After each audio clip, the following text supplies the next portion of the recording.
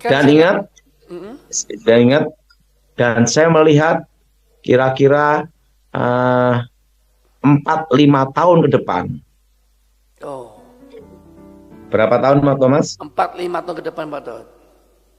Nanti dari Jawa Barat, Jakarta,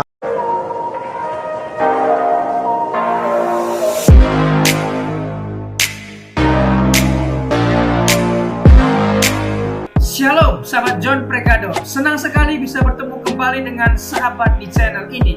Terima kasih sahabat sudah setia mengikuti channel ini sampai hari ini. Saya berdoa kepada Tuhan, kiranya Tuhanlah yang membalas dan memberkati kita semua. Sahabat, apabila diberkati melalui video-video kami, marilah dengan murah hati share video ini kepada teman-teman yang lain agar mereka juga diberkati seperti kita. Hari ini kita akan dilayani oleh hambanya, oleh anaknya yang luar biasa, pasti akan memberkati kita. Oleh sebab itu, mari kita dengarkan pesan dan persiapkan alat tulis dan kelengkapan lainnya untuk sama-sama mendengarkan pesan penting yang akan dibagikan buat kita. Sebelum kita lanjut, jangan lupa sahabat untuk menekan subscribe dan juga berikan like dan juga share video ini. Terima kasih, mari kita berdoa. Bapak yang baik, kami menyiapkan hati, pikiran kami untuk sama-sama mendengarkan pesan yang penting ini. Berkatilah kami, sehingga kami boleh mengerti, mencatat, membagikan pesan ini kepada teman-teman yang lain. Berkati anakmu, hambamu yang akan membagikan pesan penting. Berkati sahabat John Pregado dimanapun berada. Terima kasih, kami siap mendengarkan pesan penting ini. Demi nama Yesus. Amin. Pak Daud semalam. Mari kita berdoa sekarang, Siap. Thomas. Aku mohon kuasa Elohim bekerja, kekuatan Elohim bekerja, bebaskan dari yang jahat, bebas dari kutuk, bebas dari kegelapan. Berkati ya Tuhan, rasa kesucian dan nama dimuliakan di dalam nama Yesus. Amin. Amin. Thomas, Iya Pak Daud. nanti kenapa kita perlu doa nasional untuk tahun depan? Pertama, karena tahun depan itu Presiden akan mengalami tekanan politik. Tekanan politik tahun depan nih Pak Daud. Baik dari luar maupun dari dalam. Dari luar ataupun dari dalam negeri kita sendiri Pak Daud ya. Bukan, ini masalah dalam negeri. Masalah dalam negeri, oke. Yaitu tekanan dari luar dan dari dalam. Siap Pak Daud.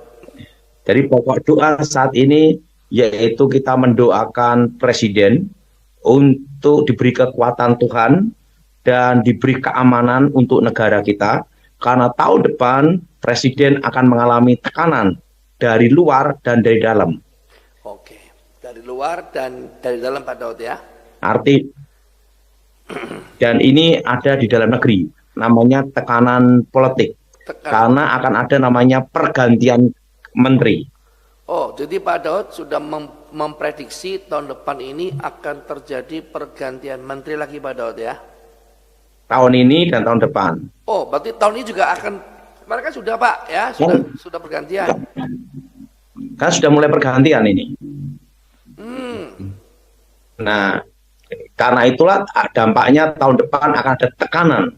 Oke, dampaknya tahun depan tekanan ini politik ada tekanan ini. Politik. Dan ini mengganggu ekonomi. Mengganggu ekonomi, siap. Ngerti? Karena itulah kita berdoa untuk tahun depan untuk kestabilan politik, karena terjadi juga untuk kestabilan ekonomi. Oh, jadi menurut Pak Daud akan mempengaruhi kestabilan ekonomi Pak Daud ya? Iya, jadi tahun depan ini kita pokok doa kita mendoakan Presiden diberi kekuatan dan keamanan dan kesehatan. Keamanan dan kesehatan Pak Daud ya, siap. Untuk tahun depan menghadapi tahun yang berat karena tekanan politik. Oke, ini Pak Daud dapat hikmat, Pak Daud memberikan nasihat kepada Pak Jenderal, atau Pak Daud dapat hikmat langsung nih Pak dari pokok doa Pak Daud? Oh, dapat hikmat Tuhan pokok doa. Wow, dahsyat ya. Jadi Pak Daud dapat pokok hikmat dari Tuhan bahwa tahun ini dan tahun depan ada pergantian menteri dan akan banyak tekanan dari luar maupun dalam untuk presiden kita Pak Daud ya. Dan tekanan itu dari partai. Oh, tekanan itu dari partai. Menurut Pak Daud, ini prediksi Pak Daud, kenapa Pak ada tekanan dari partai Pak Daud? Yang jelas satu, yang penting saya berdoa supaya ini semua bisa selesai dan bisa diatasi. Bisa selesai dan diatasi Pak Daud ya, siap. Jelas? Jelas. Jelas. Yang jelas, partai yang mendukung presiden adalah pasti Partai Gerindra dan Demokrat. Oh, jadi partai yang pasti mendukung Pak Prabowo adalah Gerindra pasti dong, partai sendiri, dan Demokrat. Bagaimana karena Pak SBY. Ya, saya tidak ada komentar. Oke, tidak dikomentari Pak Daud ya. Jadi yang solid di tahun depan yang akan mendampingi Pak Prabowo selama 5 tahun itu adalah Demokrat. Demokrat, yes. Dan Gerindra. Gerindra, karena partai sendiri Pak Daud ya. Nah, karena kalau Demokrat ada sesuatu pasti saya nasihatin dan saya kasih masukan. Yes.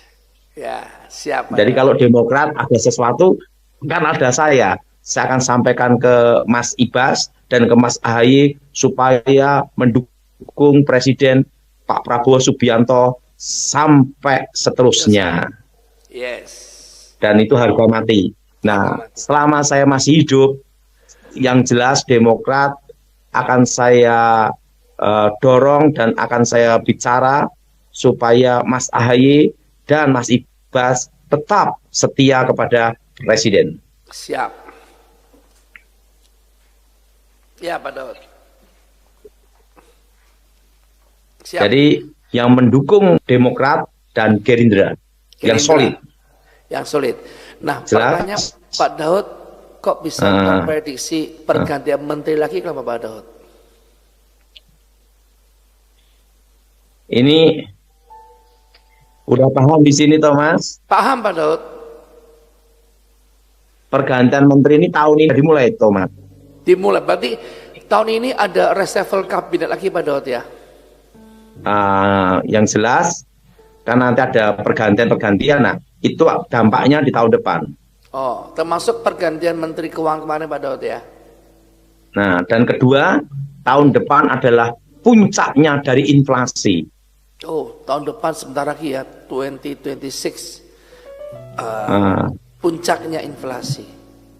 Nah, ini hanya bisa diatasi dengan kekuatan doa. Oh, jadi Pak Daud menggalang doa senasional bahwa kita harus berdoa fokus kepada negara kita Indonesia untuk bisa keluar dari krisis. Begitu Pak Ingat, Daud ya? Di tempat acara itu Pak SBY di samping Pak Prabowo itu udah punya arti, Thomas. Bagaimana Pak Daud? Di samping Pak Prabowo? Pak SBY dekat waktu acara kenegaraan ya. Akan dekat dengan Pak Prabowo.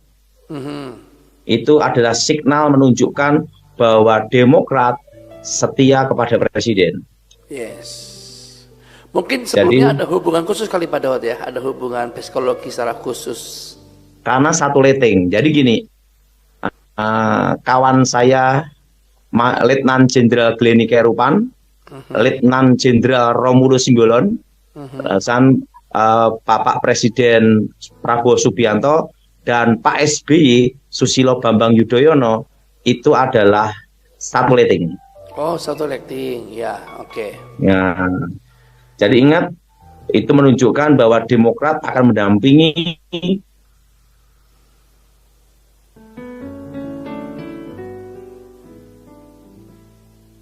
ya Pak Daud, sebentar ya, Pak Daud sedang, Pak Daudnya gangguan sinyal, haleluya. Nah, Pak Daud masuk lagi. Nah, ya Thomas. Iya, tadi Pak Daud sempat bilang. Dan yang kedua, tahun depan adalah puncak dari inflasi. Puncak itu berapa lama Pak puncaknya Pak? Terus apa yang terjadi di puncak-puncaknya itu Pak? Itu puncak inflasi itu di 2026 dan 2027. Oh, berarti setahun Pak Daud ya? 2 tahun. 2 tahun. Apakah harga makin melambung atau daya beli masyarakat mulai turun atau kemiskinan Jadi makin gini, tinggi, Pak? puncak inflasi tapi stagnan, ekonomi berhenti. Oh, itu dalam bentuk apa saja Pak? Mungkin tidak ada pembelian. Ekonomi itu berhenti, stagnan itu di 2026 di kalangan bawah, Thomas. Kalangan bawah berarti tidak memiliki kemampuan untuk membeli atau bagaimana Pak? Daya beli turun.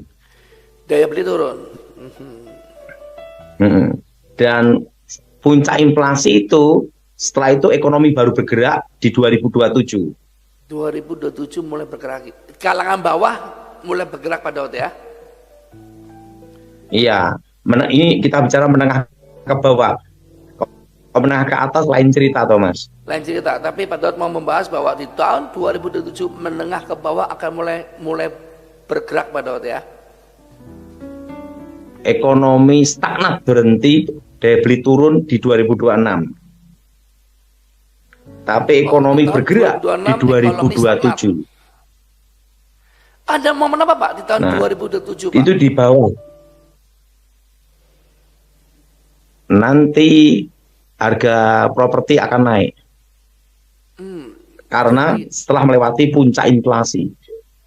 Oh, jadi nanti setelah puncak inflasi naiknya pun tidak langsung, Thomas, tapi bertahap. Tapi bertahap. Jadi kalau mau beli properti sebelum naik Pak 2027 2028 itu ekonomi baru bergerak. Oke, 2027. Tetapi yang laku nanti adalah yang harga di bawah 2 miliar.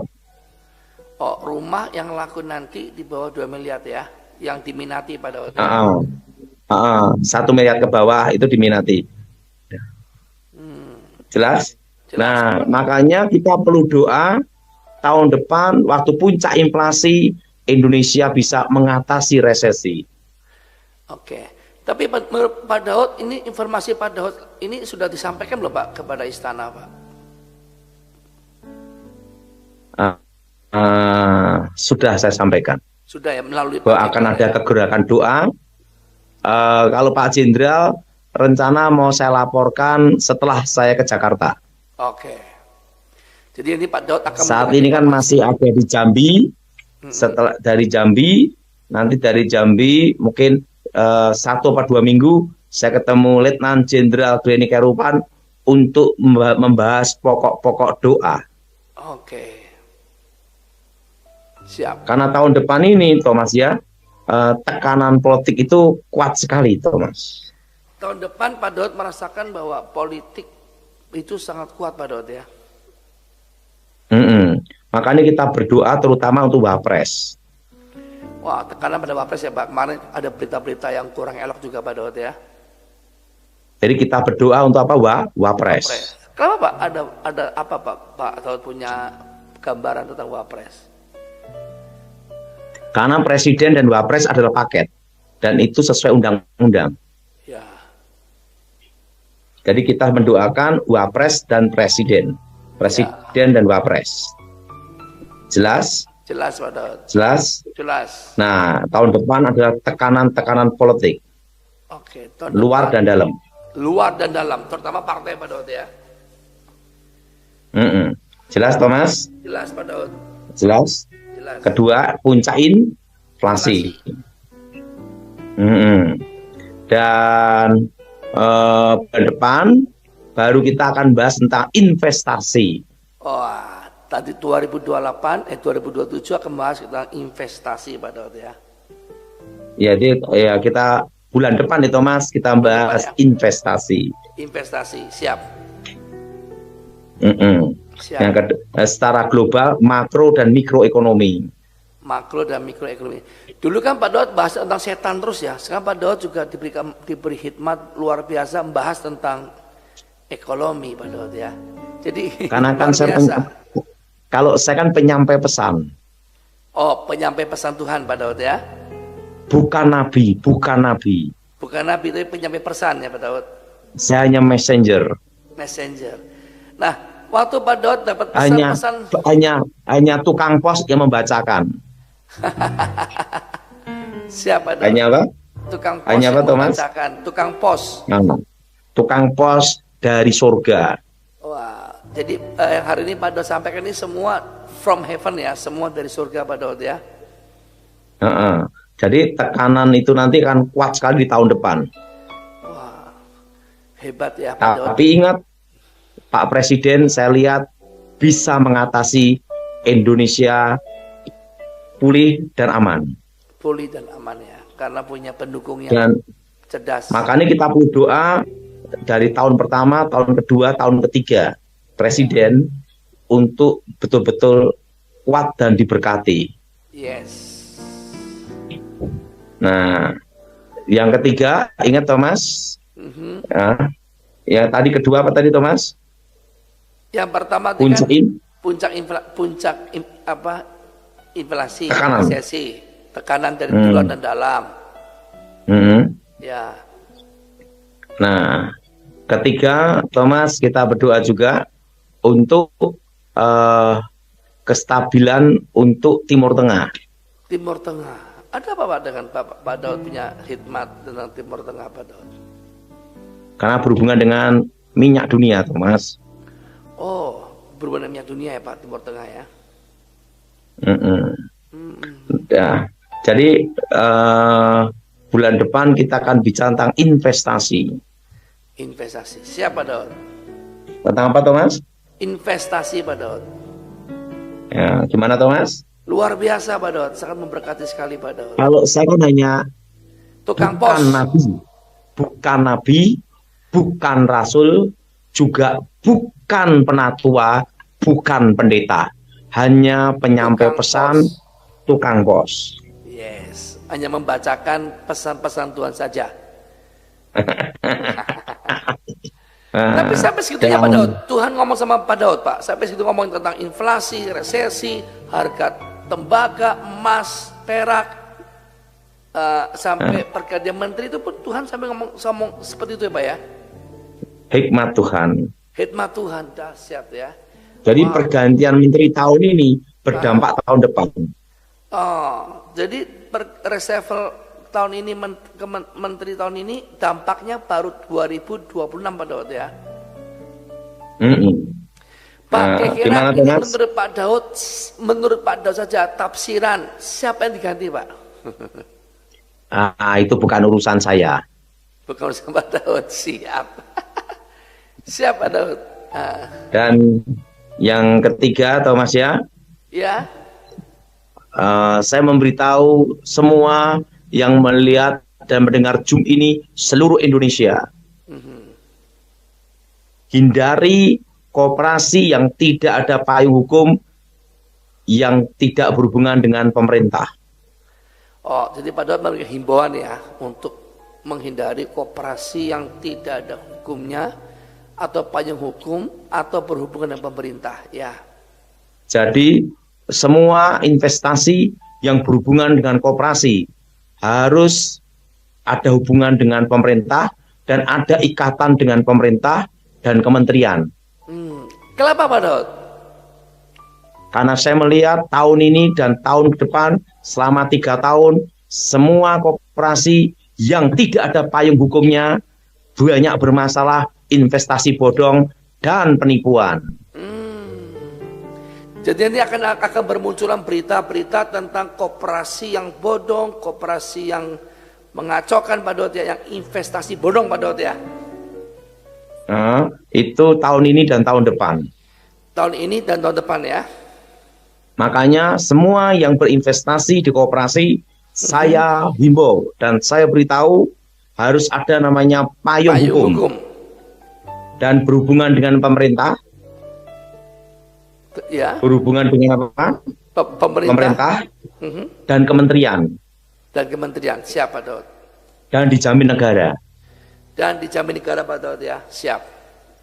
Jadi investasi yang berhubungan koperasi yang menjanjikan bunga yang banyak, investasi yang naik gratis, itu adalah bodong. berbahaya. Berbahaya. Nah, itu koperasi-koperasi tertentu ya Thomas. Jadi banyak koperasi oknum ya yang bodong Pak ya, tidak semua tapi ada oknum Pak Daud ya. Makanya yang aman adalah yang ada payung hukum dan di bawah naungan pemerintah dan berhubungan dengan kementerian. Oke, yang ada payung hukum dan berhubungan dengan menteri. Kementerian. Kementerian, ya. Yang aman. Yang aman. Yang kalau yang di luar itu segera ambil keputusan, hati-hati. Hati-hati. Siap. Karena tahun ini dan tahun depan akan banyak penipuan yang berhubungan dengan koperasi. Jadi Pak Daud sudah memprediksikan tahun depan ini akan banyak. Tahun ini ya? Tahun ini, tahun depan, selama 3 tahun. Jadi sampai tahun 2028 ya?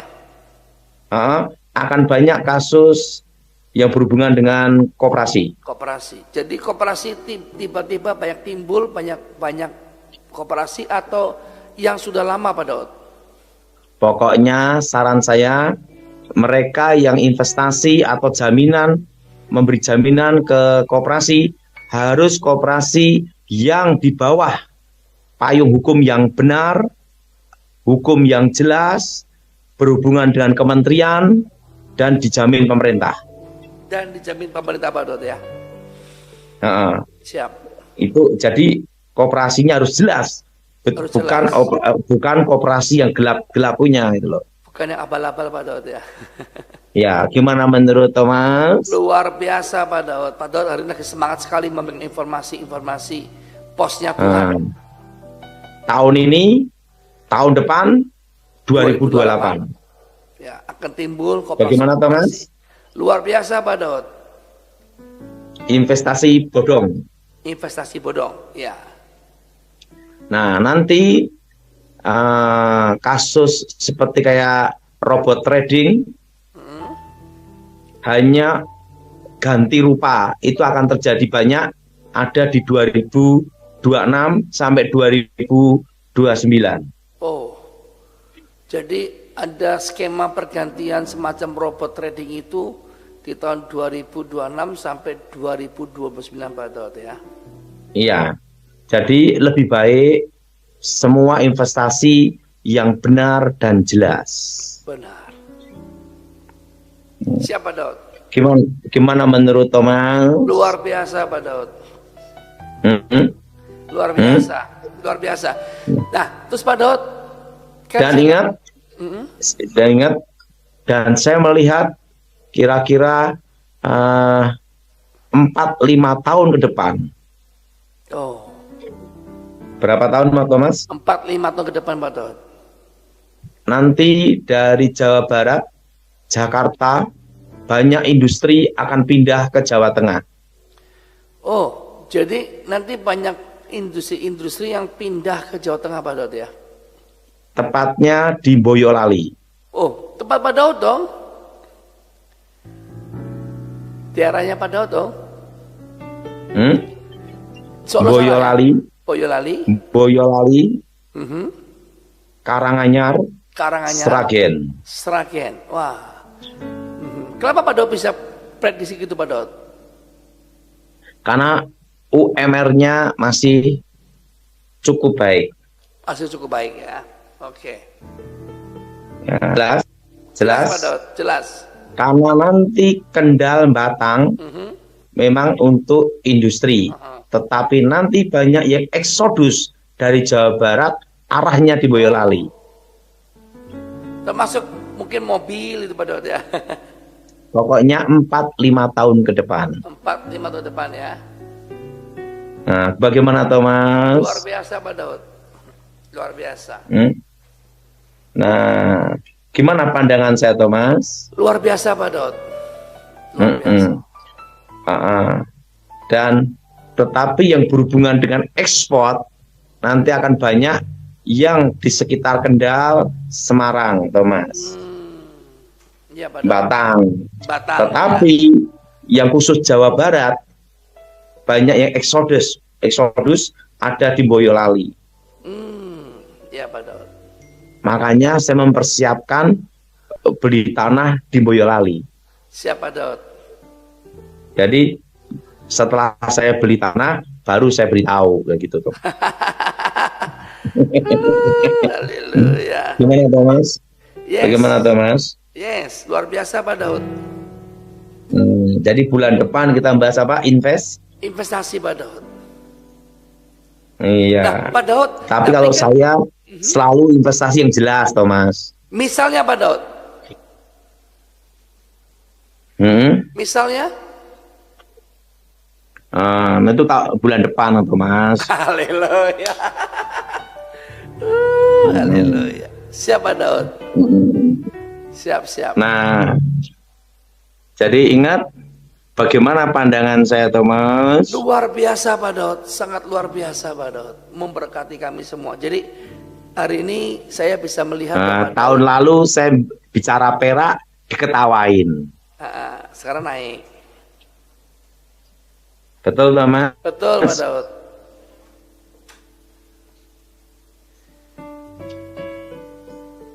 Halo Pak Daud. Iya, tadi Pak Daud sinyal hilang. Gimana Thomas? Gimana Thomas? Sinyal hilang. Iya Pak Daud, luar biasa. Nah, waktu saya bicara perak tahun lalu diketawain, betul nggak Thomas? Betul, sekarang naik kan? Nah, nanti dan ingat salah satu investasi yang terbaik adalah di Bali. Oh, investasi yang terbaik salah satu di Bali Pak ya?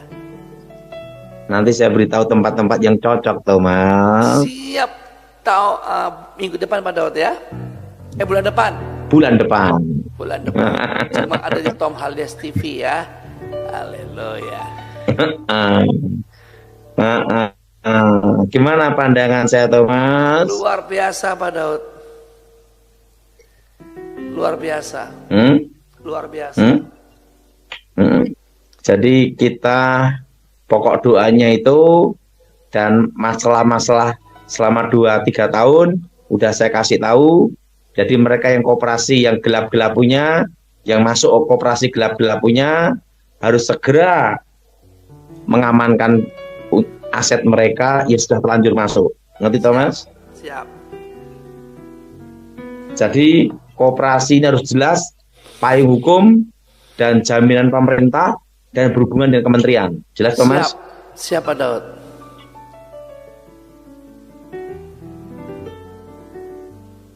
Oh, sinyal Pak Daud putus kembali ya.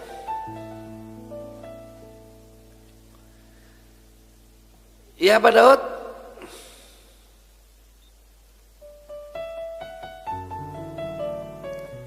Oh, iya Pak Daud. Oh, haleluya. Iya Pak Daud, bisa kembali lagi?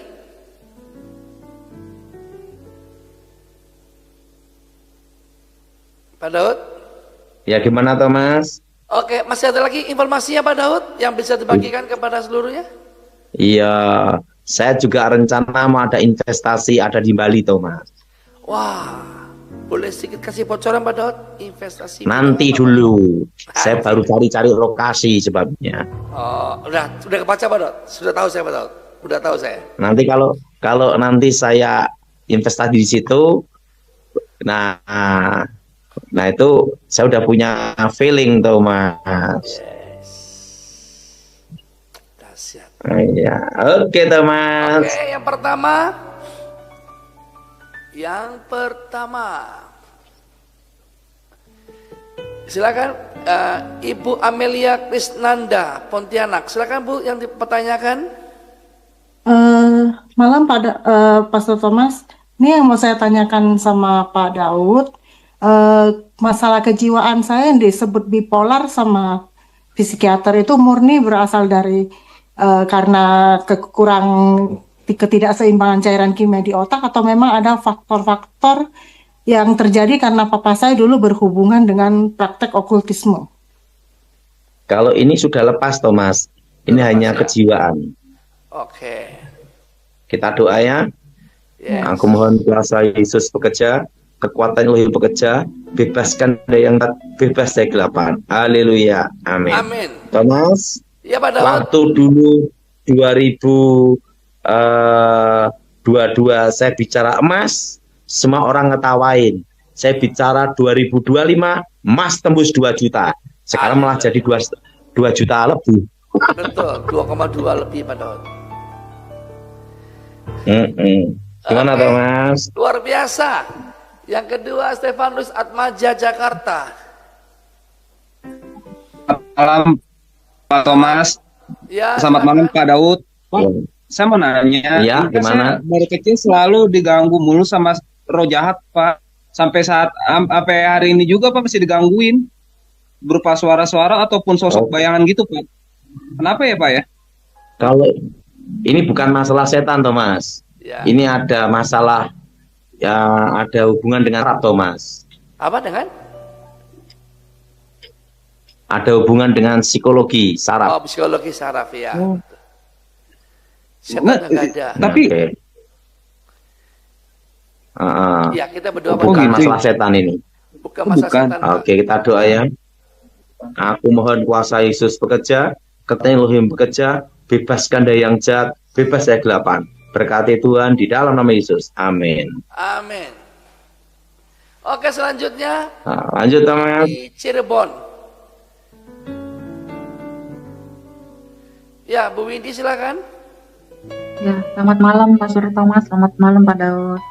Oh, Tuhan Yesus. Pak, Iya, gimana, mau Bu? nanya, kalau untuk di saya, apakah masih ada kutu keturunan atau udah nggak ada? Ini masih ada Thomas. Oh. Ada kutuk sialnya. Masih ada. Oh ya, Hari ini di divisinya angkat tangan. ya. Darah Yesus hancurkan kutuk, darah Yesus hancurkan mantra, darah Yesus hancurkan jimat, darah Yesus bebaskan. Demi nama Yesus jatuh keluar. Amin. Amin. Lanjut Thomas. Lanjut Oke. yang selanjutnya Sintaria, Pekanbaru. Ya, silakan Ibu Sintaria, buka terus suaranya. Aku sakit Pak dari atas sampai ke kakiku. Nggak bisa jalan. Kita doa kesembuhan ya Thomas. Yes. Nggak bisa Aku jalan. mohon kuasa Yesus bekerja, kekuatan Kagak Elohim akan bekerja. badanku. Udah lama doa aku dulu. mau Iya. belum laku-laku Pak. Ini tidak ada setannya Thomas, kesembuhan Yes. kita doa. Kita doa, aku mohon kuasa Yesus bekerja, kekuatan Elohim bekerja, bebas dan jahat. Sembuh dalam nama Yesus. Amin. Oke, Yes. terakhir Thomas. Yang terakhir Novianti Maroke. Novianti, Selamat malam Pak Thomas, selamat malam ya, Pak. malam. Mau minta dukungan doa untuk ibunda yang sakit di rumah sakit dari di Toraja. Ini ada sakit jiwa, Kita jadi doa, selalu di setan-setan. Kita doa ya. Tuhan, tumpang tangan sembuhkan, bebaskan dari yang jahat, bebas dari kegelapan. Dari Yesus bebaskan, sembuhkan Tuhan di dalam nama Yesus. Amin. Amin. Oke Thomas. Yo, makasih Pak Daud. Selanjutnya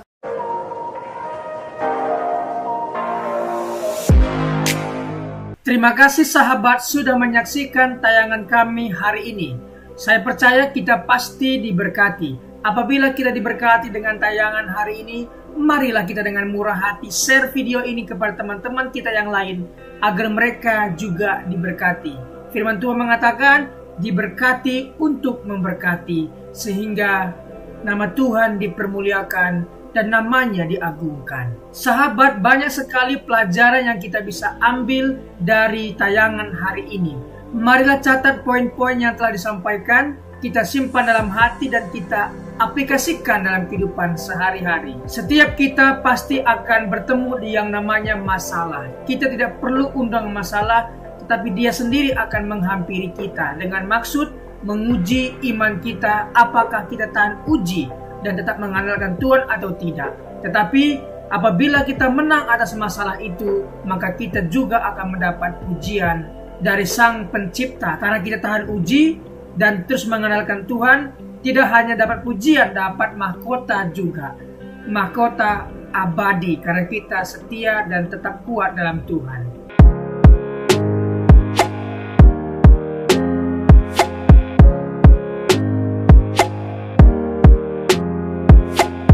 Shalom, dalam kesempatan kali ini kita akan belajar satu tema yang tentu pasti akan memberkati kita, yaitu memilih yang benar. Orang percaya pasti memilih yang benar, memilih kegiatan pekerjaan yang benar yang menguntungkan dirinya di masa depan. Apabila hari libur, apakah yang akan kita lakukan? Apakah kita bermain game sepanjang hari dan membuka aplikasi main game sepanjang hari? Apakah itu yang akan kita lakukan? Orang percaya pasti menggunakan waktu yang sangat bijak, bisa belajar, bisa beristirahat, dan juga bisa membantu orang tua. Jadi sekali lagi, orang percaya pasti menggunakan waktu sebaik-baiknya. Dia belajar, dia juga beristirahat, dan dia juga membantu orang tua, membantu orang-orang di sekitarnya. Sekali lagi, orang percaya pasti memilih yang benar. Ingat, 3B. Yang pertama adalah belajar, bekerja, dan beribadah. Ingat hal ini, ingatlah selalu belajar, ingatlah selalu bekerja, dan beribadah kepada Tuhan kita, Yesus Kristus. Sekali lagi kita akan belajar tentang tema memilih yang benar. Kita belajar dari tokoh satu Perjanjian Lama, satunya Perjanjian Baru. Kita mulai saja belajar dari tokoh Perjanjian Lama, yaitu Nuh. Kita akan belajar dari seorang tokoh yang bernama Nuh. Hal-hal apa yang akan kita pelajari? Mari kita dalami. Kejadian 6 sampai 10. Tetapi kita fokus di Kejadian 6 ayat 5 sampai 8. Mari kita baca firman Tuhan. Ketika dilihat Tuhan bahwa kejahatan manusia besar di bumi dan bahwa segala kecenderungan hatinya selalu membuahkan kejahatan semata-mata, maka menyesallah Tuhan bahwa ia telah menjadikan manusia di bumi dan hal itu memilukan hatinya. Berfirmanlah Tuhan, aku akan menghapuskan manusia yang telah kuciptakan itu dari muka bumi, baik manusia maupun hewan dan binatang-binatang melata dan burung-burung di udara, sebab aku menyesal bahwa aku telah menjadikan mereka. Tetapi Nuh mendapat kasih karunia di mata Tuhan. Mari kita pelan-pelan mempelajari ayat ini.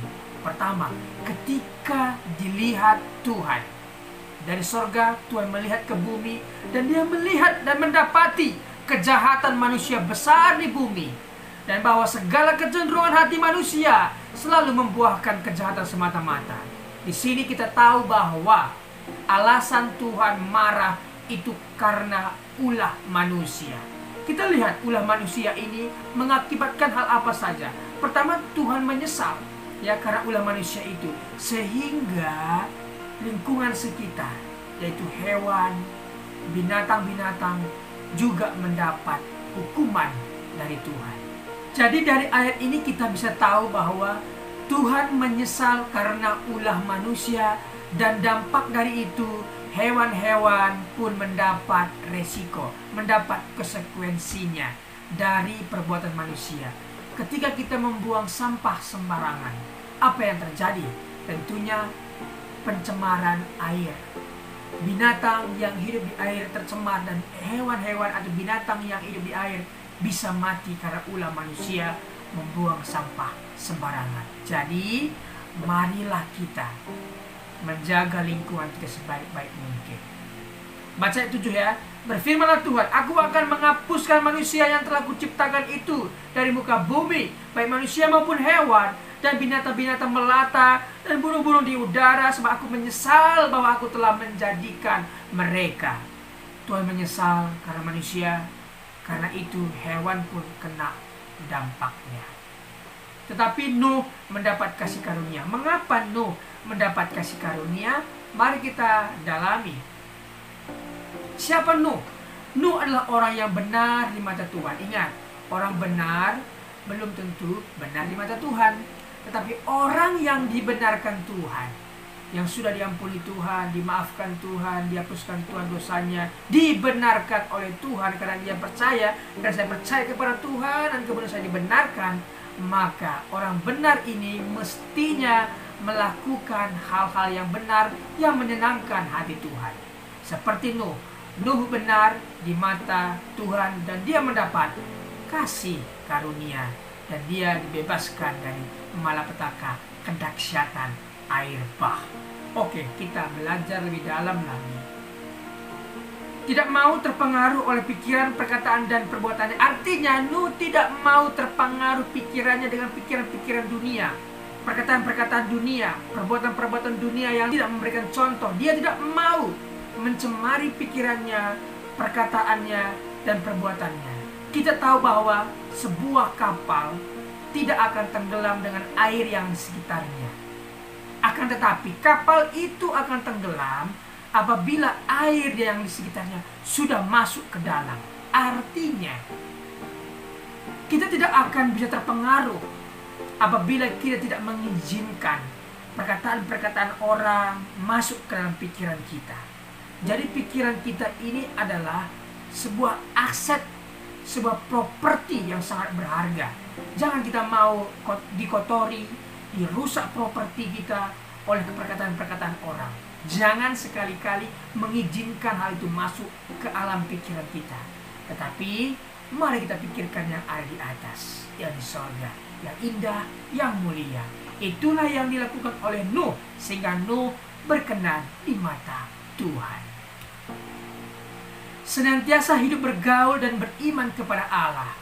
Orang yang sudah dibenarkan oleh Tuhan, maka senantiasa dia bergaul dan beriman kepada Tuhan. Apa yang dia lakukan, yang ada di Alkitab yang benar, perkara-perkara yang baik, itulah yang kita lakukan. Memang dalam Alkitab banyak sekali peristiwa, banyak sekali kejadian dituliskan untuk satu hal, informasi, satu hal lagi, pengajaran. Jangan kita menjadikan informasi itu dari pengajaran, tetapi carilah pengajaran yang menguatkan kita. Oke? Yang berikutnya, menjadi berkat dan contoh bagi keluarganya dalam ketaatan, kesalehan, iman, dan perbuatan baiknya. Nuh menjadi berkat dan contoh bagi keluarganya dalam ketaatan, kesalehan, iman, dan perbuatan baiknya. Jadi seorang bapa, seorang kepala rumah tangga harus mengikuti teladan yang diberikan Nuh kepada anak-anaknya, menantunya, bahkan istrinya. Inilah contoh yang memilih dengan benar.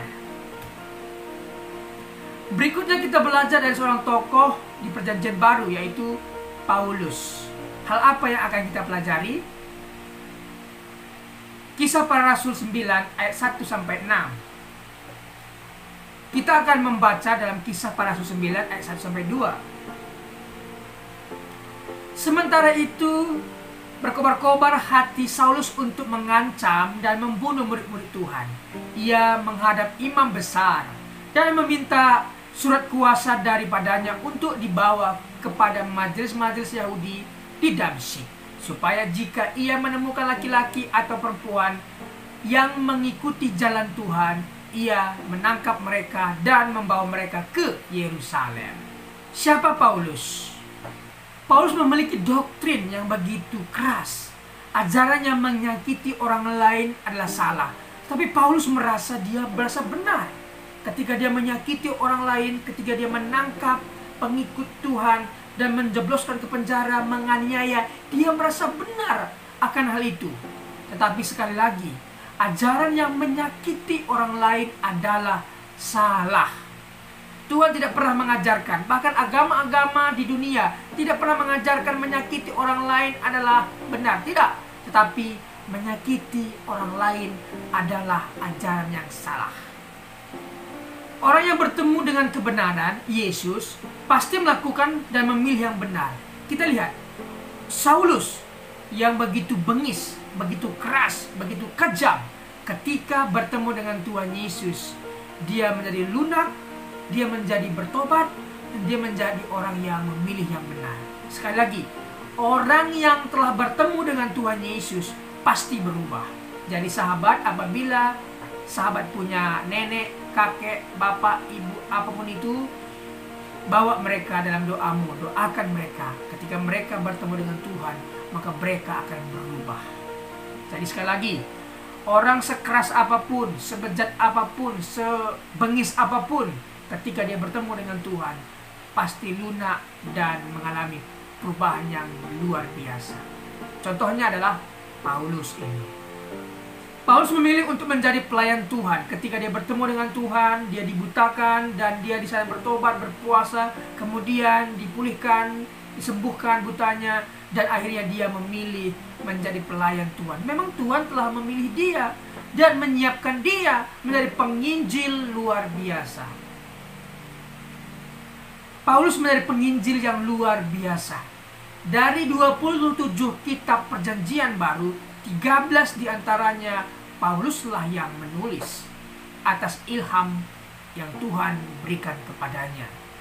Jadi sahabat, orang yang telah dipilih Tuhan pasti memilih yang benar. Orang yang dibenarkan Tuhan pasti melakukan hal-hal yang benar yang tentunya menyenangkan hati Tuhan. Terima kasih sudah mengikuti pengajaran hari ini. Hari ini kita belajar dari seorang tokoh bernama Nuh dan juga Paulus. Terima kasih. Apabila ada komentar, pendapat yang berbeda dengan apa yang saya sampaikan, boleh tinggalkan komentar di bawah video ini. Terima kasih, Tuhan Yesus memberkati. Mari kita berdoa.